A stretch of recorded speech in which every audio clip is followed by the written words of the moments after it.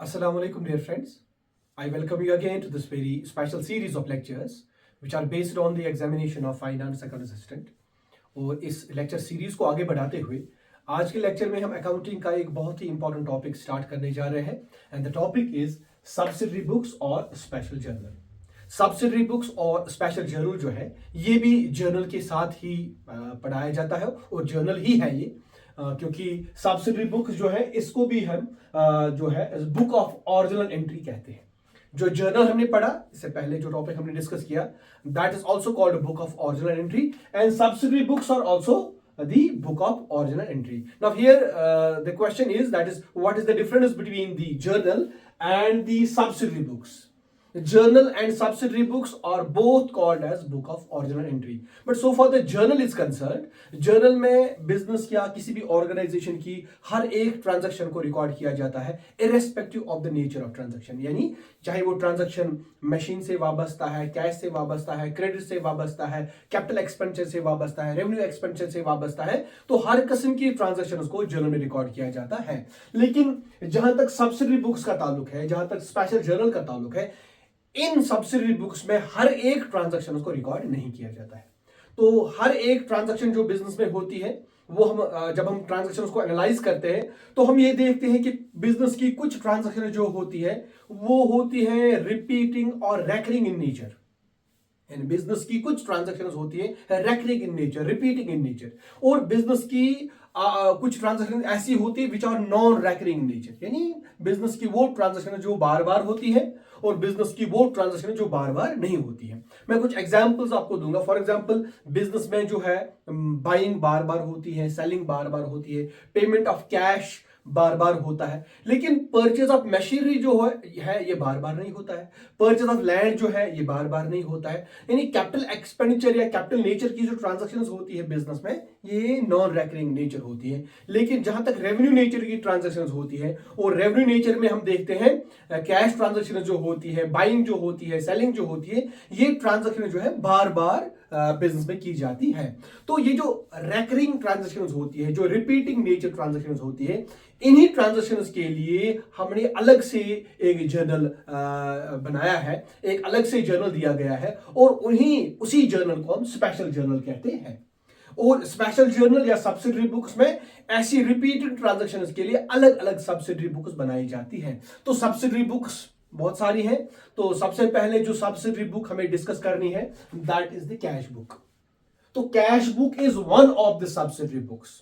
There is again sales book, there is purchases book, there is bills receivable book, there is bills payable book, there is sales return book, there is purchase return book. There are other subsidiary books, but the main subsidiary book which is often used in the government departments and that is the cash book. तो cash book के बारे में आपने पहले से ही सुना होगा, you might have heard about the word cash book. और कैश बुक ही ज्यादातर जो हमारे गवर्नमेंट डिपार्टमेंट्स है तो उनमें जो अकाउंटिंग होती है गवर्नमेंट डिपार्टमेंट्स में तो वो ज्यादा तौर पर कैश बुक के जरिए ही की जाती है।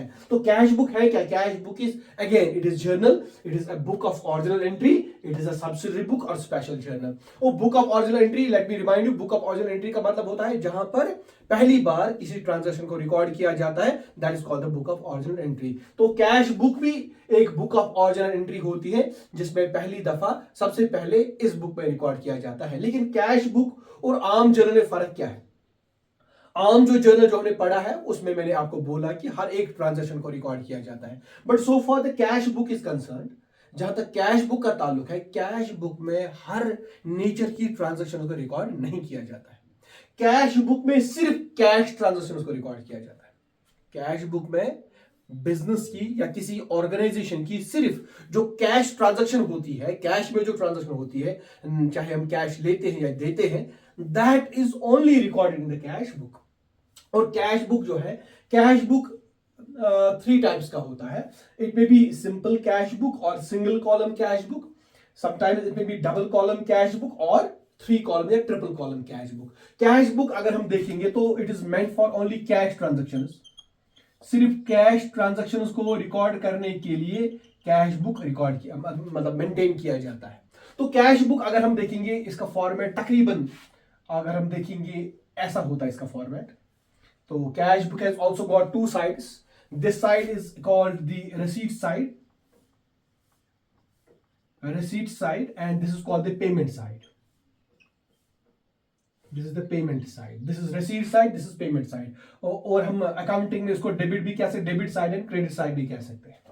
लेकिन आमतौर पर अगर आपने कैश बुक देखा भी होगा, कहीं आपके पास कैश बुक होगा, तो you will see on the cash book the left is the receipt side and the right side is the payment side. और इन दो साइड्स में अलग अलग कॉलम्स होते हैं. Like this is the date column, this is particulars column, and this is the ledger value, and this is the amount column. Similarly here it's also date column, this is particulars column, this is the ledger value, and this is the amount column. I will write it here. यहाँ पर लिखूंगा. This column is used as date column, this is the particulars column, this is ledger value, this is amount column. Again here is date column, again particulars column, this is ledger value, LF इसको बोलते हैं ledger value, and it is the amount column. आपको this is the cash book. यहाँ it is the format of the cash book or simple cash book. This is called simple cash book. तो it is the format of simple cash book. तो ये date ये receipts column है. यानी date में हम लिखेंगे हमने कैश कब लिया, कैश कब बिजनेस में आया, when we received the cash. और पर्टिकुलर में लिखते हैं हाउ, कैसे हमने, किसके जरिए कैश लिया, किसने दिया, क्या सेल्स के जरिए लिया, मशीन को बेच के लिया, फर्नीचर को बेच के लिया है, मिस्टर एक्स से लिया है, मिस्टर वाई से लिया, तो उसका नाम यहां लिखा जाता है जिसके जरिए हमने कैश लिया होता है. पर्टिकुलर कॉलम में वही लिखा जाता है. और उसके बाद फिर ये ट्रांजैक्शन जो है, क्योंकि ये बुक ऑफ ऑरिजिनल एंट्री है, क्योंकि ये जर्नल है, फिर इसके बाद इस ट्रांजैक्शन को लेजर में ट्रांसफर शिफ्ट किया जाता है. और लेजर एक बुक ऑफ अकाउंट है, तो वहां शिफ्ट करने के लिए जहां लेजर के जिस पेज पर इस ट्रांजैक्शन को रिकॉर्ड किया जाएगा, लेजर का वो पेज नंबर यहां लिखा जाता है. That's called laser volume. और फिर उसके बाद अमाउंट, कितना कैश लिया है. तो कैश कब बिजनेस में आया, डेट में कब आया, किसके जरिए आया और कितना आया. कैश बुक का जो रिसीट साइड है इसमें हम लिखते हैं, डेट में लिखते हैं कैश कब आया, यानी किस डेट पे हमने कैश लिया है हमारे ऑर्गेनाइजेशन में जिसके हम अकाउंटेंट है. उसके बाद लिखते हैं किसके जरिए आया, सेल्स के जरिए आया है, एक्स ने दिया है, वाई ने दिया है, जेड ने, जिसने भी दिया है, तो वहां उसका नाम यहां लिखते हैं. कैश का नाम नहीं लिखते हैं क्योंकि कैश बुक हमने पहले ऊपर लिखा है. और अमाउंट कॉलम में हम लिखते हैं कितना कैश हमने रिसीव किया. और लेजर फॉलो मैंने आपको बोला कि जब ये ट्रांजैक्शन फिर लेजर में शिफ्ट होती है, लेजर की जिस पेज पर इसको ट्रांसफर किया जाता है, और लेजर का वो पेज नंबर जो है यहां लिखा जाता है. दैट्स कॉल्ड एलएफ और लेजर वॉल्यूम. इसी तरह ये जो कॉलम है या ये जो साइड है पेमेंट साइड, सिमिलरली यहां पर लिखते हैं कैश कब हमने दिया, When cash goes out, हमारी ऑर्गेनाइजेशन से कैश कब निकला है, तो डेट वहां पे लेंगे. किसको दिया हमने, पर्टिकुलर्स में लिखते हैं किसको दिया, और उसी तरह फिर अमाउंट में कितना दिया है. यहां पर लिखते हैं कब आया, यहां पर कब गया, किससे लिया, यहां पर किसको दिया, कितना लिया, और यहां पर कितना दिया. This is the simple column cash book. तो जितनी भी बिजनेस की ट्रांजैक्शन कैश में होती है, वो सारी कैश ट्रांजैक्शन को कैश बुक में रिकॉर्ड किया जाता है. So we need not to record the cash transaction in the journal उसको वे कहते हैं, या जर्नल प्रॉपर उसको कहा जाता है. तो जर्नल प्रॉपर या जर्नल में हमें कैश को रिकॉर्ड करने की जरूरत नहीं है. तो सारी कैश ट्रांजैक्शन जो है उसको एक ही सब्सिडरी बुक में हम समेट सकते हैं, और एक ही सब्सिडरी बुक से हम पता लगा सकते हैं कि हमने कितना कैश लिया है और कितना कैश दिया है. So that to ascertain the cash balance at the end of the month or at the end of the year. तो साल के आखिर में या मंथ के आखिर में हम आराम से हमारी कैश बैलेंस को ascertain कर सकते हैं. तो कैश जो है, कैश की ट्रांजैक्शन जो है जर्नल में, जो हमारा जर्नल जो हमने पढ़ा है वहां रिकॉर्ड करने के बजाय वो सारा जो कैश ट्रांजैक्शन है, वो सारी कैश ट्रांजैक्शन को हम कैश बुक में रिकॉर्ड कर सकते हैं. और कैश बुक में हम फिर रिकॉर्ड करने के बाद उसको फिर कैश अकाउंट या फिर लेजर अकाउंट में ट्रांसफर किया जाता है. लेकिन यहां क्या फायदा है, यहां फायदा यह है कि आपको जो कैश बार बार आता है, आपको जर्नल को मैं रिकॉर्ड करने के बजाय, जर्नल को ओवरबर्डन करने के बजाय आप अलग से एक कैश बुक बना सकते हो और सारी कैश की ट्रांजैक्शंस को आप कैश बुक में रिकॉर्ड कर सकते हो. But this is not ledger, this again book of original entry. यहां पर कैश को रिकॉर्ड किया जाता है, लेकिन सिर्फ कैश को, कैश के अलावा जो बाकी ट्रांजैक्शन है उसके लिए अलग अलग सब्सिडी बुक्स या अलग अलग जर्नल है, लेकिन कैश बुक सिर्फ कैश के लिए होता है। तो इस तरह ये तो है सिंपल कॉलम कैश बुक और इसका फॉर्मेट। इसको सिंपल कॉलम कैश बुक भी, सिंपल कैश बुक भी कहते हैं, सिंगल कॉलम कैश बुक भी कहते हैं। तो दो में से जो भी आप नाम याद रखना चाहो वो आप याद रख सकते हो। उसके बाद है double column cash book. Double column cash book में अमाउंट के दो कॉलम्स किए जाते हैं। यहां भी अमाउंट के दो कॉलम्स होते हैं, यहां भी अमाउंट के दो कॉलम्स होते हैं। इस साइड अमाउंट के दो कॉलम किए जाते हैं, इस साइड भी अमाउंट के दो कॉलम किए जाते हैं। एक कॉलम हम लिखते हैं कैश के लिए और दूसरा हम लिखते हैं या तो डिस्काउंट के लिए या बैंक के लिए। इस तरह यहां कैश के लिए, यहां बैंक या डिस्काउंट के लिए। फिलहाल मैं यहां बैंक लिखूंगा। डबल कॉलम कैश बुक में अमाउंट बाकी तो सेम है, डेट सेम रहेगा, पर्टिकुलर सेम रहेगा, लेजर फॉलो सेम रहेगा। इस साइड में भी date, particular, ledger folio same रहेगा, लेकिन सिर्फ अमाउंट के दो हिस्से किए जाते हैं। और इस अमाउंट के दो हिस्सों किस किस के लिए होता है? एक हिस्सा कैश के लिए होता है और दूसरा हिस्सा बैंक के लिए। यहां भी अमाउंट का कॉलम एक कैश और दूसरा bank. Now let me tell you what is this cash. मैंने आपको समझाया कैश, जो कैश का अकाउंट हम मेंटेन करते हैं कि बिजनेस में कितना कैश आया, बिजनेस से कितना कैश गया, that is called the cash that we discuss initially. लेकिन जहां तक ये बैंक अकाउंट का ताल्लुक है, जहां तक बैंक कॉलम का ताल्लुक है, इसका मतलब होता है जो बैंक अकाउंट हमने बैंक में ओपन किया है। यानी जिस तरह जब हम बैंक में अकाउंट ओपन करते हैं तो हमारे अकाउंट का हिसाब बैंक रखता है, नेचुरली बैंक तो रखेगा ही। और हमारे अकाउंट का हिसाब जो बैंक रखता है that is called passbook, that is called bank statement. जो अकाउंट हम बैंक में ओपन करते हैं उसका हिसाब बैंक रखता है। नॉर्मली हम यही देखते हैं, हम तो कभी नहीं रखते। लेकिन बिजनेस में वैसा नहीं है। बिजनेस में क्या होता है, बिजनेस के अकाउंट का हिसाब बैंक भी रखता है, यानी क्या है, पासबुक। लेकिन बिजनेस के बैंक अकाउंट का हिसाब बिजनेस खुद भी रखता है। और बिजनेस के बैंक अकाउंट का हिसाब जो बिजनेस खुद रखता है that is what is called as bank account. तो ये जो बैंक यहां पर है, this is actually the bank account which we have opened in a bank। यानी जो अकाउंट हमने बैंक में ओपन किया है उसका हिसाब बिजनेस खुद रखता है, बैंक भी रखता है, हम भी रखते हैं। बैंक पासबुक में मेंटेन करता है, पासबुक मेंटेन करता है, पासबुक में रखता है, क्योंकि पासबुक को बैंक स्टेटमेंट भी कहते हैं, कस्टमर कॉपी भी कहते हैं, कस्टमर्स अकाउंट भी कहते हैं। लेकिन बैंक कस्टमर्स अकाउंट ओपन करता है, हम बैंक अकाउंट ओपन करते हैं, हमारे अकाउंट का ही बैंक अकाउंट। तो ये वही बैंक होता है। तो कैश, मैंने आपको बोला कि कैश कब आएगा, किसके जरिए आएगा, कैश कितना आया तो कैश कॉलम में लिखेंगे। इस तरह कैश कब गया, किसके जरिए गया और कितना गया तो कैश कॉलम में लिखेंगे। बैंक में क्या लिखेंगे? जो बैंक अकाउंट हमने ओपन किया है, बैंक अकाउंट में भी हम पैसा डिपॉजिट करते हैं और पैसा विड्रॉ करते हैं। जब हम बैंक में पैसा डिपॉजिट करेंगे तो बैंक अकाउंट में पैसा आएगा, तो बैंक अकाउंट में पैसा आएगा तो डेबिट करेंगे। यानी कब आया, बैंक अकाउंट में पैसा कब आया, यही लिखेंगे। कैश भी यही और बैंक भी यही लिखेंगे इसी कॉलम में। जब कैश में आएगा तो कैश की इबारत लिखेंगे, जब बैंक में आएगा तो बैंक की इबारत लिखेंगे। तो हम लिखेंगे यहां बैंक में पैसा कब आया, बैंक में पैसा किसके जरिए आया, कैश में गया या सेल्स के जरिए गया, किसने दिया है वो पैसा, और बैंक में पैसा कितना। उस वक्त जब हम बैंक में पैसा जमा करेंगे उस वक्त हम कैश कॉलम में नहीं लिखेंगे, उस वक्त हम बैंक कॉलम में लिखेंगे।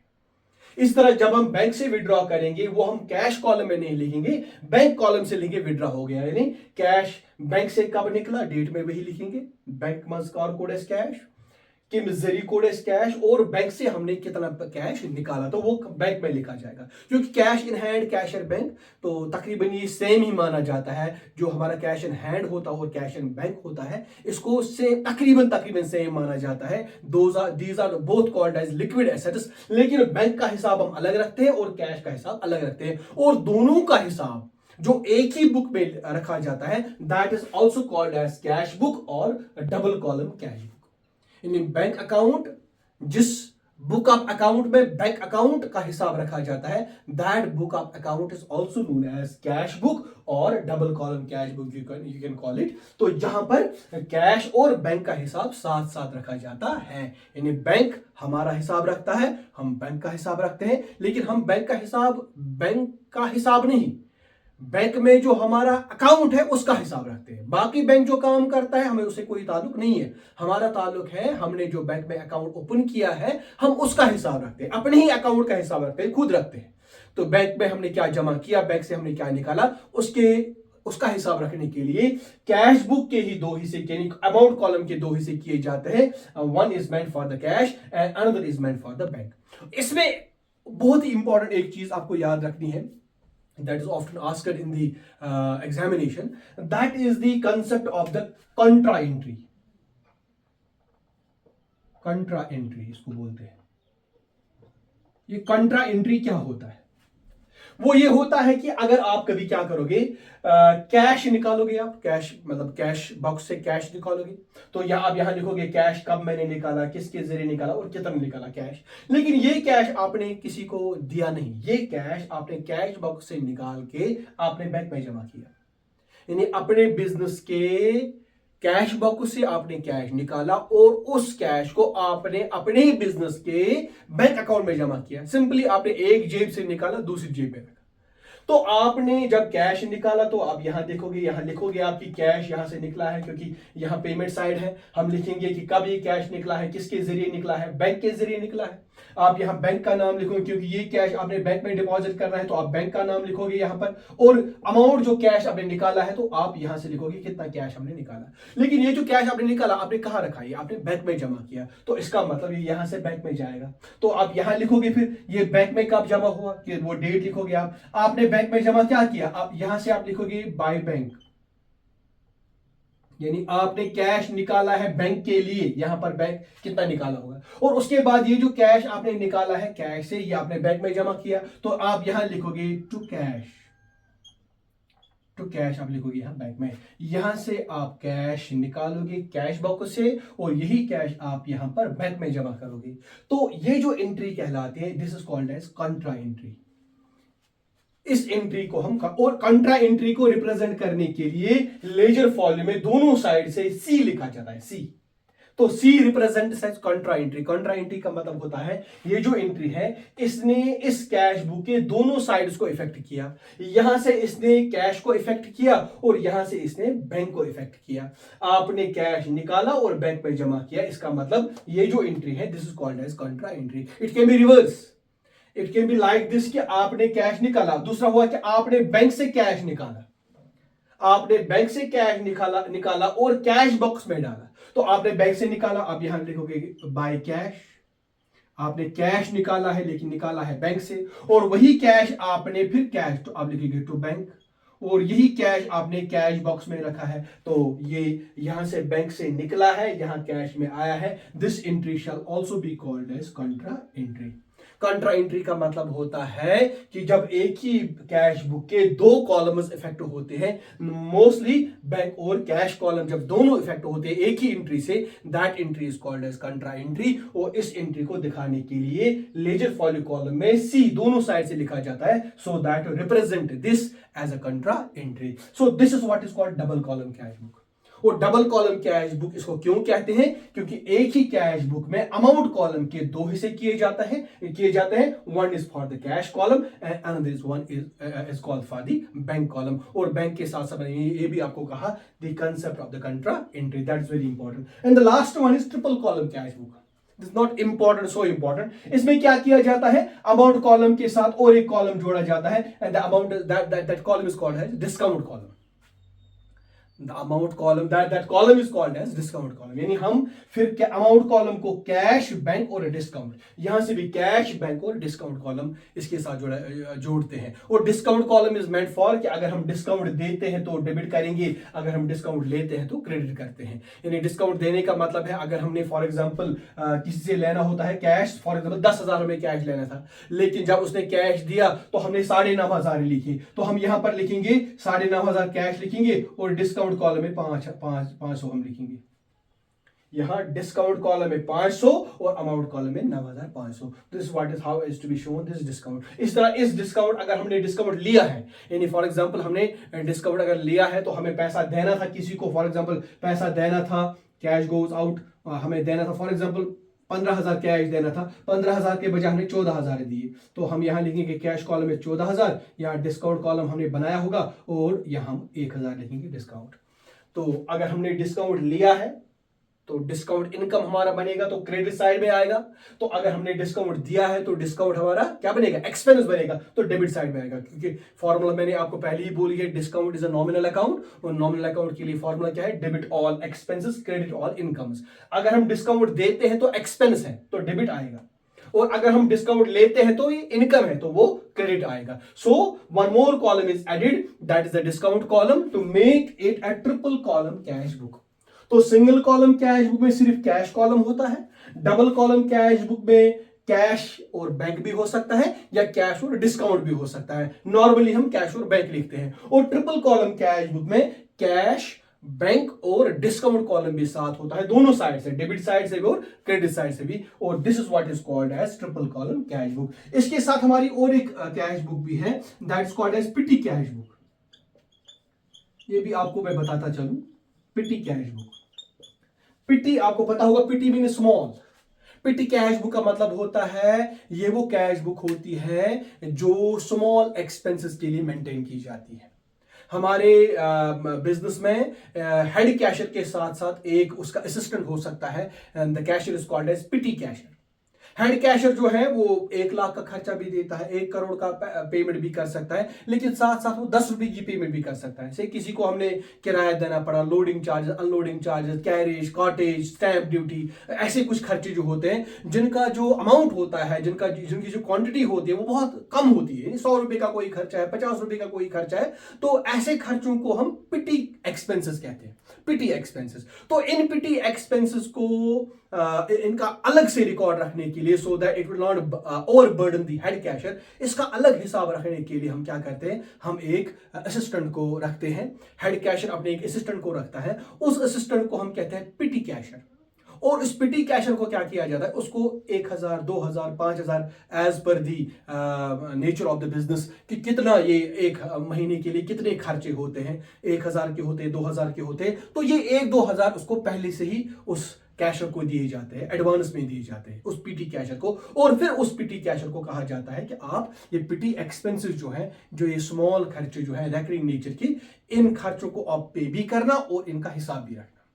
पीटी कैशियर के को एडवांस में 1000, 2000, 3000, 5000 एस्टिमेट करके देखा जाता है कि 1000 महीने में कितने खर्चे लगते हैं, तो उस हिसाब से पिटी कैशियर को एडवांस में ही वो अमाउंट दी जाती है। और पिटी कैशियर को बताया जाता है कि आप तो एक तो आपको ये खर्चे पे करने हैं, और दूसरा क्या है, आपको इन खर्चों का हिसाब भी रखना है। और पिटी कैशियर जिस बुक ऑफ अकाउंट में इसका हिसाब रखता है, that book of account is called as petty cash book. Petty cashier जिस बुक ऑफ अकाउंट में, जिस कैश बुक में इन छोटे खर्चों का हिसाब रखता है, उसी बुक को हम पिटी कैश बुक कहते हैं। पिटी का मतलब ये स्मॉल, तो यहां स्मॉल का मतलब ये नहीं कि कैशियर छोटा है, कद से छोटा है, no, these are actually the small expenses, the amount of expenses very small. तो उन एक्सपेंसेस का हिसाब रखने के लिए पिटी कैशियर क्या करता है, एक पिटी कैश बुक मेंटेन करता है। इसके साथ साथ आपको एक और चीज याद रखें, petty cashier, petty cash on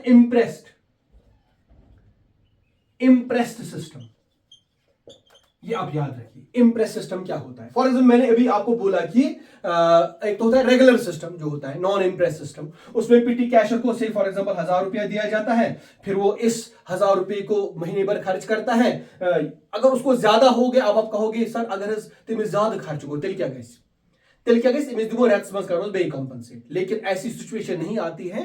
पहले ही एस्टिमेट लगाया जाता है और उसको पहले ही अलावा पैसा ही दिया जाता है। यानी अगर रेतस मज आसे खर्च 100 रुपये, अमिस 12-15 गोड़े दिन, ठीक है, ताकि ये प्रॉब्लम इसको महीने में ही 2 बार 3 बार पैसा न देना पड़े। तो पहले ही इसका एक एस्टिमेट लगाया जाता है और उससे ज्यादा ही पैसा एक पिटी कैशियर के हाथ में दिया जाता है। जैसे फॉर एग्जांपल अब हमने एस्टिमेट लगा के पिटी कैशियर को दिया 1000 रुपया, और उसके बाद क्या हुआ, इस 1000 में से उसने 900 रुपये इस महीने में खर्च किए, और इसका हिसाब इसने रखा पिटी कैश बुक में। अब पिटी कैशियर के पास 100 रुपया है, और इसको नए से 1000 हम दे सकते हैं, या इसको 1200 दे सकते हैं, 1500 दे सकते हैं। It is the general system of PT cash book. ये एक जनरल सिस्टम है, ये एक इसको कहते हैं कि regular system of PT cash book है। लेकिन so for the impress system is concern, it is a bit different. ये कैसे डिफरेंट है, से फॉर एग्जांपल हमने पीटी कैशियर को से 1000 रुपया दिया, अब उसने खर्च किए फॉर एग्जांपल 900 रुपये। अगले महीने उसको 1000 नहीं मिलेगा, अगले महीने उसको 1500 नहीं मिलेगा, अगले महीने उसको सिर्फ यही 900 दिए जाएंगे टू मेक दिस 1000 कंप्लीट। अगर फिर तो हो गया 1000 रुपया बराबर, फिर इसको अगले महीने 800 खर्च हो गया। अब इसके पास मौजूद की यहां तो 100 रुपए पहले ही मौजूद था ना, तो 1000 बनाने के लिए इसको क्या दिया गया, 900 दिया गया। अब इसके पास फिर से 1000 रुपया आ गया। जब 1000 रुपया आ गया अगले महीने इसको 800 भी खर्च हो गए। इसका मतलब इसके पास मौजूद कितने हैं, पहले से ही, पहले से 200 मौजूद है। अब इसको अगले महीने के लिए सिर्फ 800 ही दिए जाएंगे, so that to make this 1000 complete. यानी इस 1000 को बराबर किया जाता है, या 200, 2000 का, 3000, 5000 को। ये जो पहले अमाउंट डिसाइड किया जाता है ना पहले ही कि कितना खर्चा होगा, और फिर उसी अमाउंट को हर महीने बराबर किया जाता है, उससे अलावा नहीं दिया जाता है। This system is called as imprest system, और this amount is called as impressed.